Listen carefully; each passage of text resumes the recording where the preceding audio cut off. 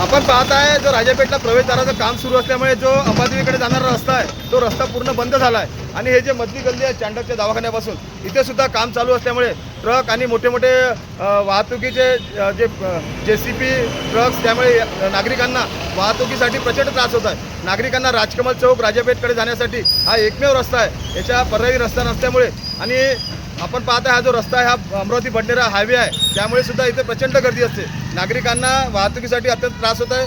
मी महानगरपालिकेला त्याला BNCला विनंती करतो की जे प्रवेशद्वाराचं काम आहे ते तातडीने त्यांनी पूर्ण करावे आणि हे जे काम आहे यांनी हे सकाळी करावे, जेणेकरून नागरिकांना वाहतुकीसाठी त्रास होणार नाही आणि इथं अपघात होणार नाही, अन्यथा एखादं आंदोलन केल्याशिवाय पर्याय राहणार नाही।